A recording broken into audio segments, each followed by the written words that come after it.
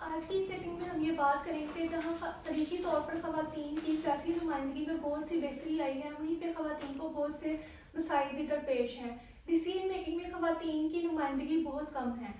ایسا کیوں ہے؟ خواتین کو سیاسی کون سے مسائل درپیش ہیں؟ اور سب سے اہم بات یہ کہ ہمارے سیاسی نظام میں عورتوں کی شمولیت کو انکریز کرنے کے لیے کیا اقدامات کیے جا سکتے ہیں؟ وائز نے اسی مقصد کے لیے ایک جینڈر آڈیٹ ریسرچ رپورٹ تیار کی اور اسی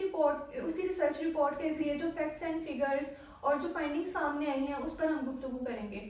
تو سب سے پہلے سوال میرا خالق صاحب آپ سے ہے، وہ یہ کہ کون سے گلوبل انڈیکیٹرز ہیں جو کہ خواتین کی پولیٹیکل ریپرزنٹیشن کو اور پاکستان کو کس طرح سے دیگر ملکوں کے ساتھ کمپیئر کیا جا سکتا ہے؟ سیکنڈلی یہ کہ خواتین کی پولیٹیکل ریپرزنٹیشن کو بہتر بنانے کے لیے سول سوسائٹیز کیا رول پلے کر سکتے ہیں؟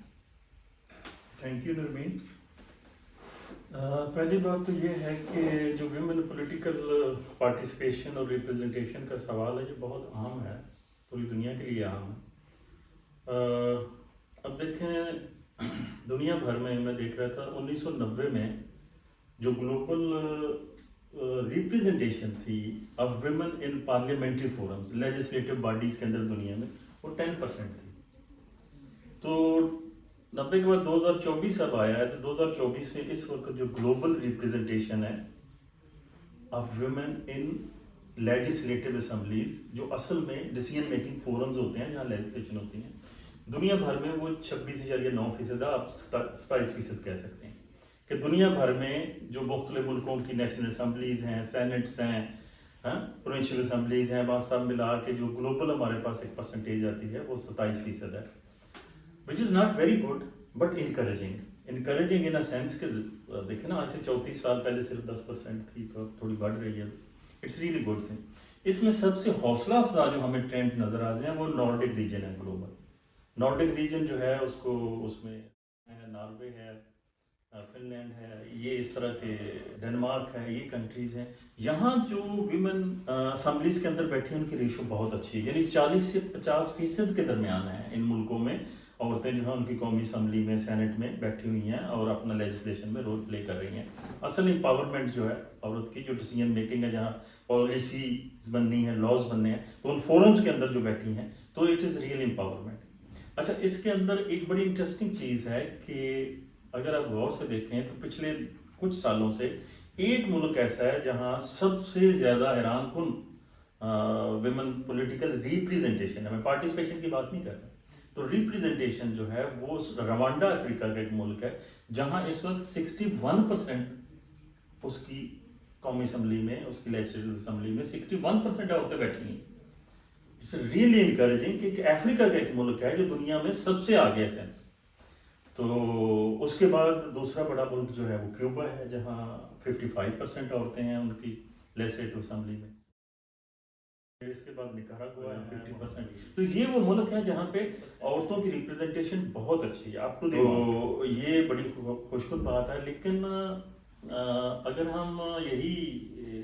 چیز جو ہے اپنے ریجن میں اس کو لے کے آئیں اور دیکھیں کہ کیا صورتحال ہے، تو وہاں صورتحال یہ ہے کہ we are much below the desired level جہاں ہونی چاہیے۔ لائک اگر آپ ساؤتھ ایشیا کو دیکھ لیں تو ساؤتھ ایشیا میں نیپال وہ ملک ہے جو اس میں سب سے آگے ہے ہمارے اس ریجن میں، وہاں پہ 33.1% عورتیں جو ہیں ان کی لیجسلیٹو اسمبلی میں اس وقت الیکٹ ہو کے یا ریزرو سیٹس پہ جس طرح بھی ہیں وہ موجود ہیں ان کی ریپرزنٹیشن۔ اس کے بعد بنگلہ دیش ہے جہاں پہ تقریباً 20% عورتیں آئی ہیں، اور یہ جو ہے یہ پرانا جو ابھی جو نئے الیکشنز ہونے ہیں یہ اس کی بات نہیں ہو رہی، لیکن اس وقت ہوپ کی جا رہی ہے کہ بنگلہ دیش میں اب اس سے بھی زیادہ اچھی ریپرزنٹیشن آئے گی اب جو صورتحال پولیٹیکل وہاں بنی ہے۔ اس کے بعد اگر آپ دیکھیں تو پاکستان آتا ہے، وہاں کچھ 16.6% ہے پاکستان کی اوور آل، جتنے بھی ہم قومی اور صوبائی اسمبلی اور سینٹ سب کو لگائیں تو کچھ 16.6%۔ اس کے بعد پھر آپ کا سری لنکا ہے، انڈیا ہے، انڈیا 13% کے ساتھ ہے، اور جو سری لنکا ہے وہ سب سے بیچ تو 10% کے قریب وہاں عورتیں موجود ہیں۔ تو یہ صورتحال ہے ریجنل آپ کی۔ تو میرا خیال ہے کہ اس میں پاکستان کی ایک اور چیز ہے جو میں پاکستان کے بارے میں کہتا ہوں، شیئر کر رہے ہیں. یہ اس میں جو ایک کنٹیسٹنگ پوائنٹ ہے پی ٹی آئی کے حوالے سے, اگر سینٹ میں ان کی سیٹیں وہ شامل ہو جائیں یا جہاں جہاں بھی ان کے ایشوز ہیں ان سیٹوں کے, تو ہو سکتا ہے یہ 16% سے بڑھ کے ہمیں نظر آئے کہ یہ تھوڑی سی 17 یا 18% تک جا سکتی ہے. تو یہ ود فٹ نوٹ میں کہنا چاہ رہا ہوں کہ یہ 16 سال یا 6% ہے پاکستان کی اس وقت. بہت شکریہ. نیکسٹ سوال جو ہے میرا مس بشرا خالق سے ہے. جی مس بتائیے گا کہ کیا تاریخی پس منظر کیا رہا ہے اور موجودہ اسمبلیوں میں عورتوں کی نمائندگی کے بارے میں کیا اعداد و شمار ہے, اور دوسرا یہ کہ خواتین کی ایکٹیو پارٹیسپیشن میں خواتین کو سیاست میں کیا ایشوز کا سامنا کرنا پڑتا ہے. دیکھیے وائس کا ہمیشہ سے ایک تو یہ رول رہا ہے کہ ہم عورتوں کے حوالے سے ان کی جو سیاست کے جتنے بھی میدان ہیں, جتنے بھی لیجسلیٹو فورمز ہوں, اسمبلیاں ہوں, لوکل گورننس ہو, اس کے حوالے سے عورتوں کی شمولیت کے اوپر بہت بھرپور کام کرتے رہے ہیں. اور جہاں تک تاریخی پس منظر کا سوال ہے وہ یہ ہے کہ 1947 اور سے 1954 تک کی جو اسمبلی تھی ہماری نیشنل اسمبلی, اس میں عورتوں کی تعداد جو تھی وہ محض 2 تھی, اور جو کہ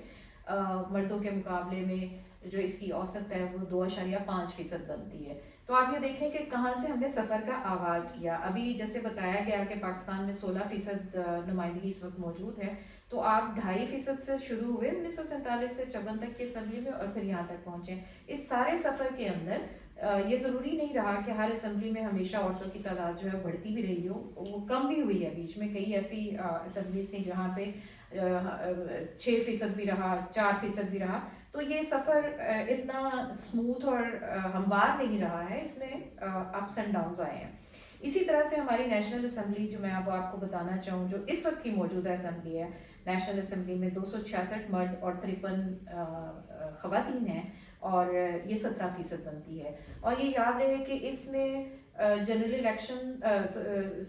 پہ ڈائریکٹ لڑ کر بھی آئی ہیں, کنٹیسٹ کر کے آئی ہیں خواتین, اور ریزرو سیٹ کی بنیاد کے اوپر, اور کوٹا سسٹم بھی موجود ہے چونکہ پاکستان کے اندر. تو اس کو تینوں یہ جو ہمیں سہولیات حاصل ہیں یا جو ہمارے پاس پلیٹ فارمز ہیں, اس کو ملا کر کے ہماری 17% اس وقت کی موجودہ نیشنل اسمبلی بنتی ہے. اسی طرح سے اگر ہم اس کو پنجاب میں دیکھیں تو پنجاب کے اندر خاص طور پر میں یہ ذکر کروں گی کہ مشرف دور میں جب ایک 17% کا کوٹا سسٹم انٹروڈیوس کرایا گیا, تو وہیں پہ 33% نمائندگی کا حق بھی عورتوں کو ملا, اور یہ پہلی بار ملا. اس کے ساتھ ساتھ ایک کوشن اور موجود تھا کہ عورتیں جو ہیں وہ ڈائریکٹ الیکشن لڑ کر بھی آ سکتی ہیں, اور وہ کسی بھی سیٹ پر کھڑی ہو سکتی ہیں. تو ایک وہ بھی میرا خیال ہے کہ ایک اضافی سہولت عورتوں کو میسر آئی. اس کے ساتھ ساتھ ایک اور چیز جو ہے پاکستان میں 2017 میں الیکشن ایکٹ 2017 جو آیا, متعارف ہوا, تو اس میں تمام سیاسی جماعتوں کو یہ پابند کیا گیا کہ وہ 5% نشستیں جو ہیں وہ عورتوں کو دیں گے, اور اس پر صرف عورتیں ہی کنٹیسٹ کر سکتی تھیں. تو ایک وہ بھی سہولت جو ہے وہ میسر ہوئی. ان سب سے مل کر کے ہمارا جو تاثر تو یہی ہونا چاہیے, یا ہماری جو امید ہے, توقع تھی, وہ یہی تھی کہ اب عورتوں کو زیادہ سے زیادہ مواقع مل رہے ہیں, تو اب ہماری اسمبلی کے اندر زیادہ عورتیں آئیں گی. لیکن بدقسمتی سے اس وقت بھی 2024 کا, جیسے میں نے آپ سے کہا کہ ہم 17% سے آگے نہ بڑھ سکے, اسی طرح سے اگر ہم پنجاب میں دیکھتے ہیں تو وہاں پہ بھی بہت خاطر خواہ اضافہ نہیں ہو سکا. اور اس وقت کی جو اسمبلی ہے 2022 سے 2024 کی, یہاں پہ ہماری 20% خواتین جو ہیں وہ پنجاب میں موجود ہیں, 14% موجود ہیں. اس وقت جتنی یہ اعداد و شمار کو ہم جمع تفریق کر کے دیکھتے ہیں تو ہمیں لگتا ہے کہ ہم نے تاریخی طور پر تو ایک سفر شروع کیا, ایوالو ہوئی چیزیں اور پھر بہتری آئی. لیکن ابھی جو آج کی اسمبلی ہے, اس موجودہ اسمبلی پورے پاکستان کے اندر, جہاں ہمیں بہت سارے ذرائع سے ایک حوصلہ افزا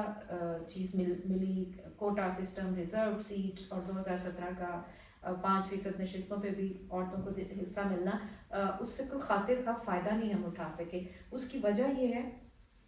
کہ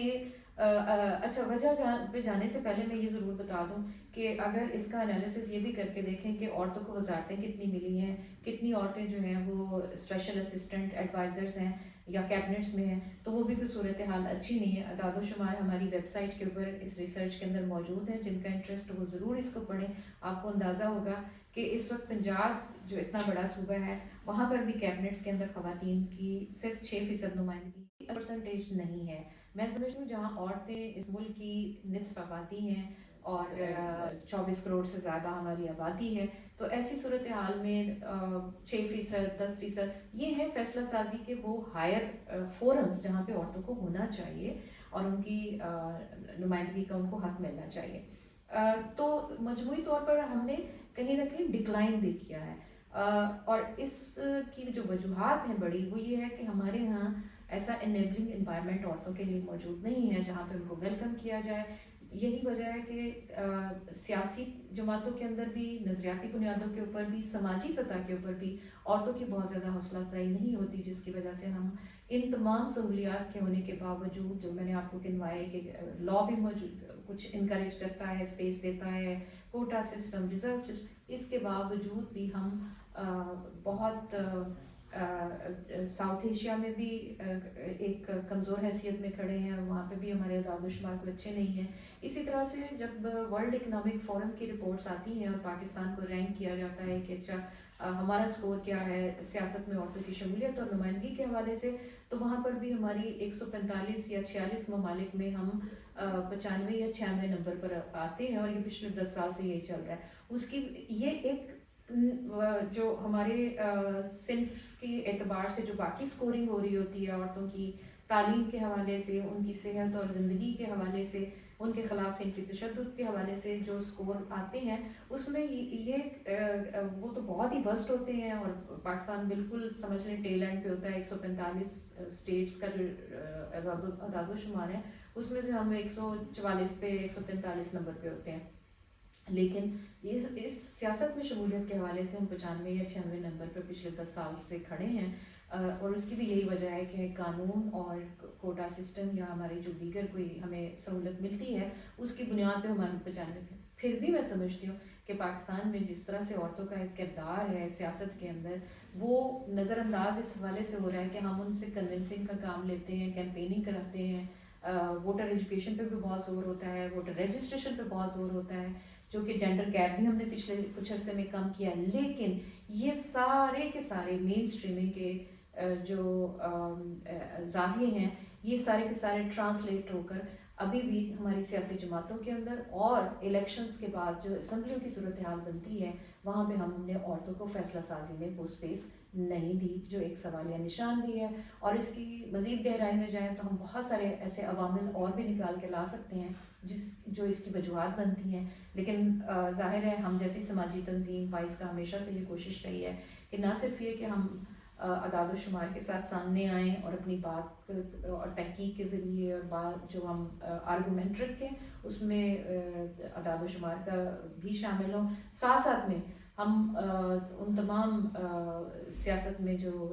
اس وقت خواتین شامل ہیں چاہے وہ کسی بھی لیول پہ ہوں، تو ان کی کیپیسٹی اسٹرینتھنگ کا کام کریں، ان کے ساتھ لاز شیئر کریں اور ان کو انکریج کریں، حوصلہ افزائی کریں، تاکہ وہ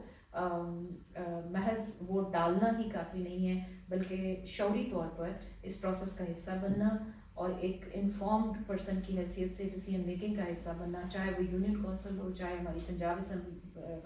صوبائی اسمبلیاں ہوں یا فیڈرل میں ہوں. تو ہماری عورتوں کو ان کا جو ڈیو رائٹ ہے وہ ایکسرسائز کرنے کے لیے ایک انیبلنگ انوائرمنٹ اور سپورٹ حاصل ہونی چاہیے. یہ سوال ہے کہ پولیٹیکل پارٹیز وومن ریپرزنٹیشن کو انکریز کرنے میں کس طرح سے مددگار ثابت ہو سکتی ہیں، اور سیکنڈلی یہ کہ کون سی پالیسی چینجنگ ہے جو کرنے سے وومن ریپرزنٹیشن بہتر ہو سکتی ہے.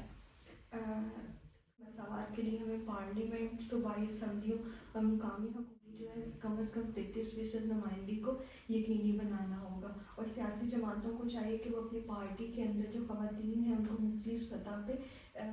اور فیصلہ سازی میں ان کی مؤثر شمولیت کو یقینی بنائیں. اسی طریقے سے جو سیاسی جماعتیں ہیں وہ ترقیاتی مساوات کو فروغ دیں اور خواتین امیدواروں کے لیے بھی جو مالی وسائل ہیں ان کو جو ہے وہ یقینی بنائیں. حکومت اور سیاسی جماعتوں کو چاہیے کہ جیسے ID کارڈز ہیں اس میں خواتین کو مزید فیسیلیٹیٹ کریں تاکہ خواتین اور مردوں کے درمیان جو صنفی فرق ہے اس میں جیسے ڈے بائی ڈے وہ بہتر ہو رہا ہے، یہ اور تیزی کے ساتھ جو یہ فرق ख़त्म किया जाए। इलेक्शन कमीशन का जो एक्ट है 2017 का,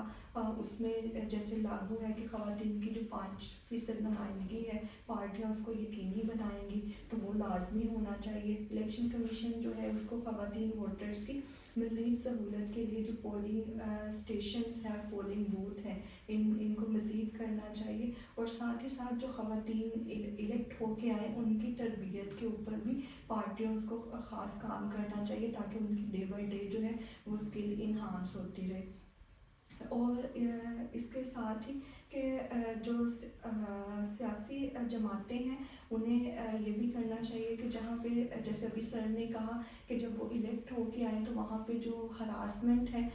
इसके खिलाफ लाजमी जो है सब कायदो ज़वाबत होने, पीछे ना हटे अपनी सीट से, बल्कि उसके लिए आवाज़ बुलंद कर सकें। बहुत शुक्रिया आप तमाम स्पीकर्स का। और नेक्स्ट टाइम हम फिर किसी नई वीडियो के साथ आपके सामने जो है पेश होंगे। बहुत शुक्रिया। अल्लाह हाफ़िज़। Thank you.